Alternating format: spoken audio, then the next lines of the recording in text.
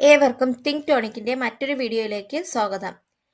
ഇന്നത്തെ വീഡിയോയിൽ 5th സ്റ്റാൻഡേർഡിലെ ബേസിക് സയൻസിൻ്റെ സെക്കൻഡ് ചാപ്റ്ററായ എവേ ഫ്രം ഡിസീസസ് വ്യാധികൾ പടരാതിരിക്കാൻ അതിൻ്റെ ലെറ്റേഴ്സും കുറച്ച് ഇമ്പോർട്ടൻസ് ക്വസ്റ്റ്യൻസുമാണ് ഇൻക്ലൂഡ് ചെയ്തിരിക്കുന്നത്. ചാപ്റ്റർ വൈസ് ഓൾറെഡി നമ്മൾ വീഡിയോ ചെയ്തിട്ടുണ്ട്, കാണാത്തവരുണ്ടെങ്കിൽ ചെക്ക് ചെയ്ത് നോക്കുക. അതോടൊപ്പം തന്നെ ആദ്യമായിട്ടാണ് ഈ ചാനൽ കാണുന്നതെങ്കിൽ സബ്സ്ക്രൈബ് ചെയ്യുക, ലൈക്ക് ചെയ്യുക, ഷെയർ ചെയ്യുക. ഓക്കെ, നമുക്ക് നോക്കാം. First question.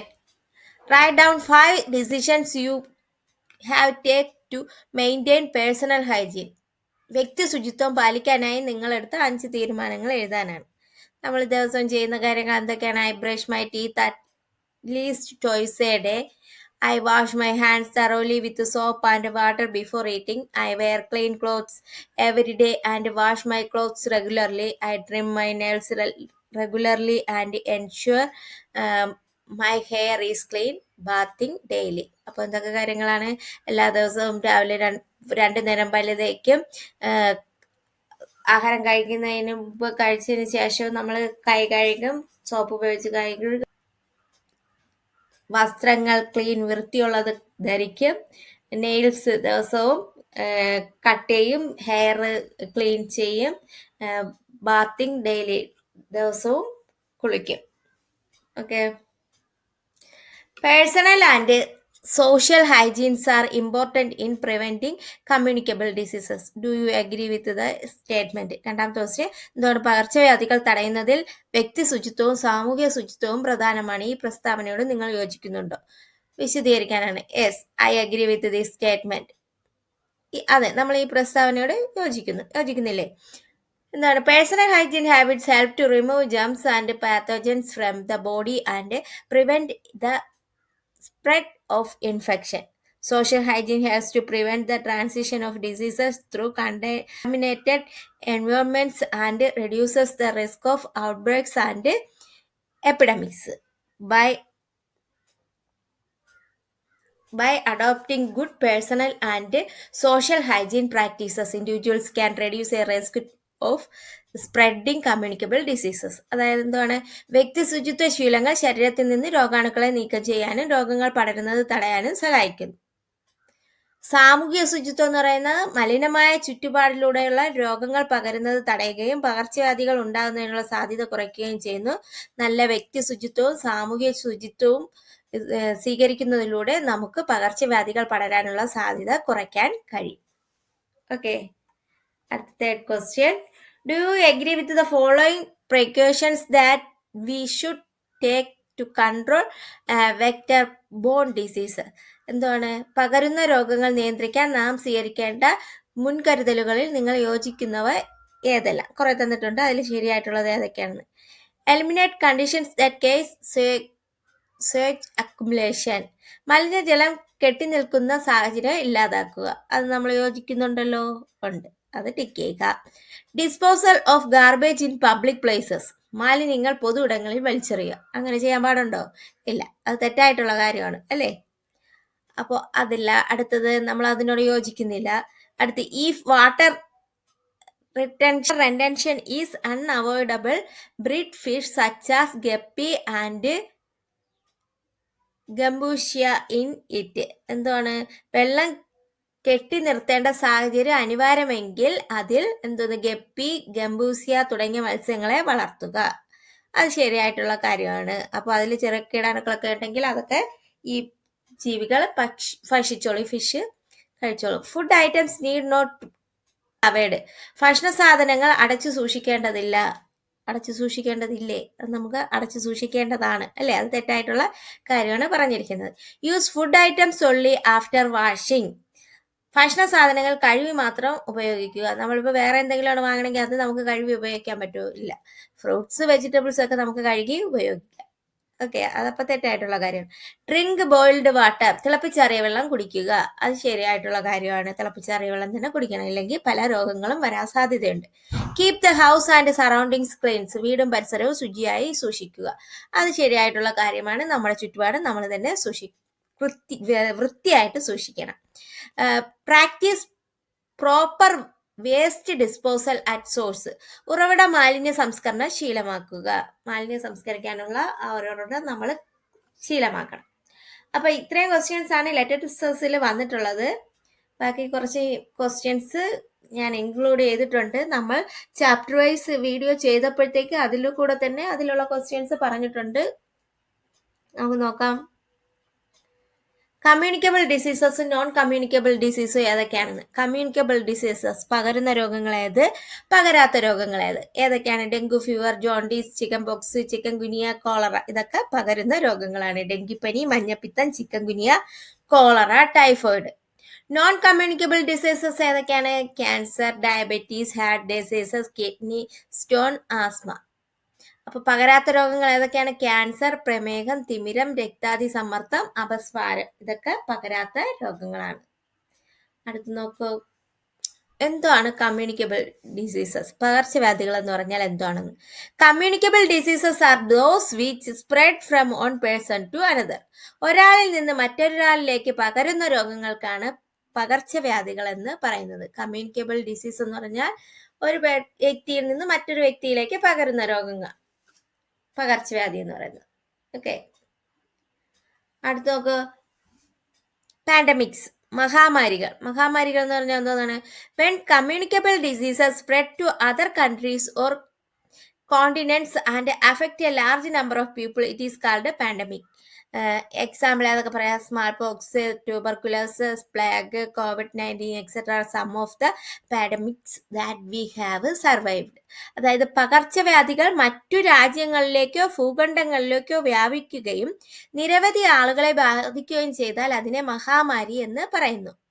അപ്പൊ കുറച്ചു പേരിൽ ബാധിക്കുന്നതല്ല, അടുത്ത രാജ്യങ്ങളിലേക്ക്, അടുത്ത കോണ്ടിനെന്റിലേക്ക്, എന്ന് വെച്ചാൽ എത്രത്തോളം വലിയ ഒരു കൂട്ടത്തിലോട്ട് സ്പ്രെഡ് ചെയ്യുന്ന അതിനാണ് മഹാമാരി എന്ന് പറയുന്നത്. നമ്മൾ അതിജീവിച്ച മഹാമാരികൾ ഏതൊക്കെയാണ്? മഹാമാരികൾക്ക് എക്സാമ്പിൾ ഏതൊക്കെ പറയാം? വസൂരി, ക്ഷയം, പ്ലേഗ്, COVID-19 ഒക്കെ മഹാമാരിക്ക് എക്സാമ്പിൾ പറയാം.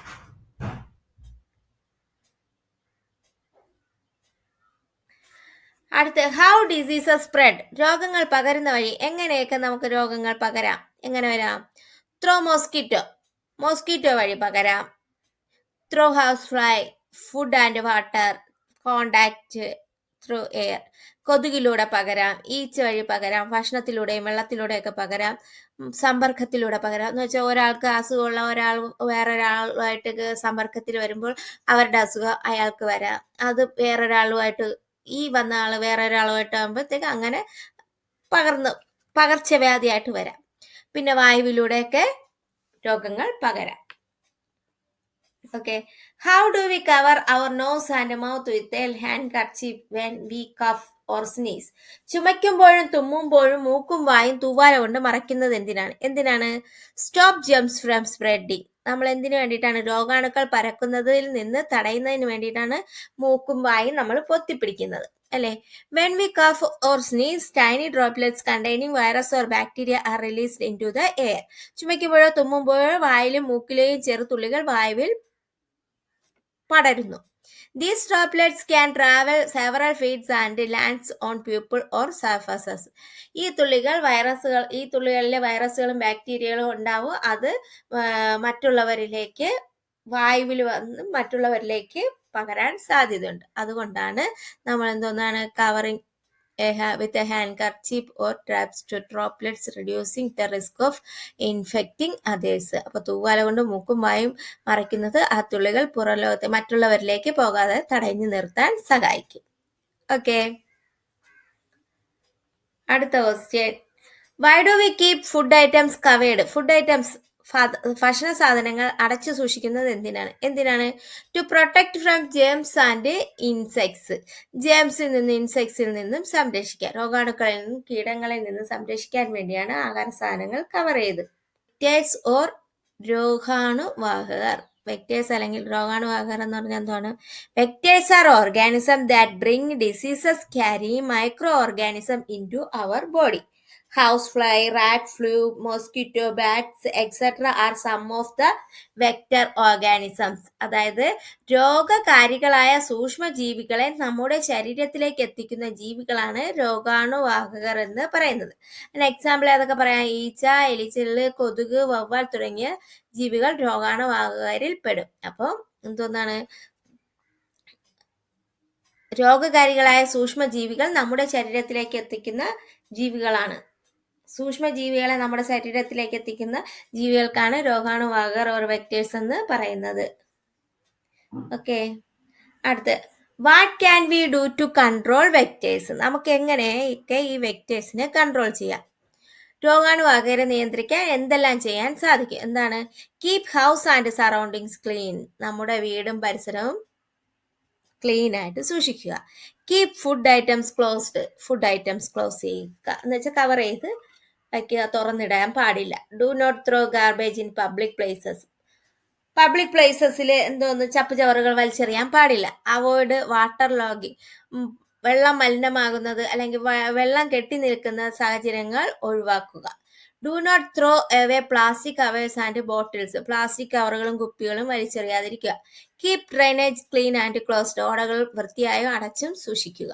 അപ്പോൾ ഇതൊക്കെ ചെയ്താൽ നമുക്ക് ഈ രോഗാണുവാഹകരെ നിയന്ത്രിക്കാൻ കഴിയും. രോഗാണുവാഹകരെ നിയന്ത്രിക്കാൻ കഴിയും. അടുത്ത് നോക്കൂ, ഡിസീസസ് ദാറ്റ് അഫക്റ്റ് അനിമൽസ്. അനിമൽസിനെ അഫക്റ്റ് ചെയ്യുന്ന രോഗങ്ങൾ ഏതൊക്കെയാണെന്ന്. ജന്തുക്കളെ ബാധിക്കുന്ന രോഗങ്ങൾ. ബേർഡ്സിനെ ബാധിക്കുന്നത് bird flu, cow goat anthrax, dog cat rabies, cattle food and mouth diseases. ഏതൊക്കെ? പക്ഷിപ്പനി ബാധിക്കുന്നു. പക്ഷികൾക്ക് വരുന്ന രോഗമാണ് പക്ഷിപ്പനി. പശു, ആടിന് വരുന്ന രോഗം ആന്ത്രാക്സ്. നായ, പൂച്ച എന്നിവയ്ക്ക് വരുന്നത് പേവിഷബാധ.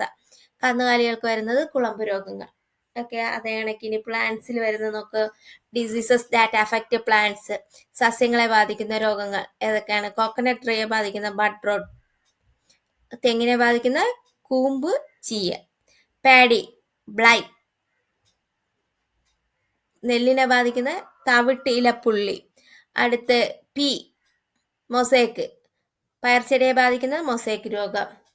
Plantain, bunchy top. Tomato, blight. Vegetables, മൈൽഡ്യൂ.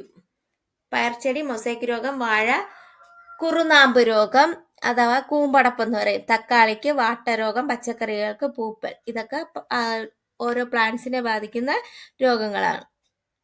നമുക്ക് ഇനി അടുത്ത് നോക്ക്, വാക്സിനേഷൻ ചാർട്ട്. ഓരോ കുട്ടികൾക്കും ഓരോ പ്രായത്തിൽ കൊടുക്കുന്ന വാക്സിനേഷൻസ് ഏതൊക്കെയാണെന്ന്. ജനന സമയത്ത് ഒരു കുട്ടിക്ക് കൊടുക്കുന്ന വാക്സിൻസ് ഏതൊക്കെയാണെന്ന്. OPV, BCG, help B. OPV എന്ന് പറഞ്ഞാൽ എന്തോന്നാണ്? Oral polio vaccine. Oral polio vaccine ആണ് OPV എന്ന് പറയുന്നത്. രണ്ടാമത് BCG എന്ന് പറഞ്ഞാൽ എന്തോന്നാണ്? ബാസിലസ് കാലാമിറ്റി ഗറിൻ. ബാസിലസ് കാലമറ്റ് ഗറിൻ എന്ന് പറയുന്നത്. പിന്നെ ഹെപ്പ് ബി എന്ന് പറഞ്ഞാൽ ഹെപ്പറ്റൈറ്റിസ് ബി. അത് ജനന സമയത്ത് കൊടുക്കുന്നതാണ്. അടുത്ത 6 ആഴ്ച ആവുന്ന കുട്ടിക്ക് കൊടുക്കുന്ന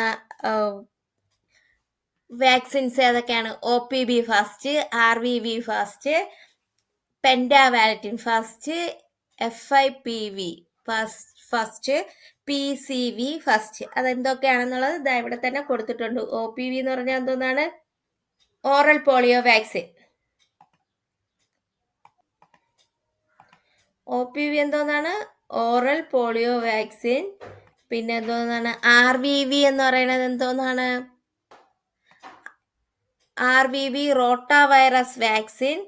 അടുത്ത് പെൻഡാവാലറ്റിൻ ഫസ്റ്റ്. FIPV എന്ന് പറയുന്ന പോളിയോ വാക്സിൻ ഫ്രാക്ഷണൽ ഡോസ്. പിന്നെ PCV എന്തോന്നാണ്? വാക്സിൻ. PCV എന്തോന്നാണ്? PCVയുടെ താഴെ തന്നിട്ടുണ്ട്. ന്യൂമോകോക്കൽ ഇവിടെ തന്നിട്ടുണ്ട്. PCV എന്ന് പറയുന്നത് ന്യൂമോകോക്കൽ കൺജുഗേറ്റ് വാക്സിൻ. ഓക്കെ, അതെത്ര? 6 ആഴ്ചയിലുള്ള കുട്ടിക്ക് കൊടുക്കുന്നത്. പിന്നെ 10 ആഴ്ചയിലുള്ള കുട്ടിക്ക് കൊടുക്കുന്നത് എത്രയാണ്? 10 വീക്സിലുള്ളത് OPV2, RVV2, പെൻഡാവാലറ്റിൻ 2.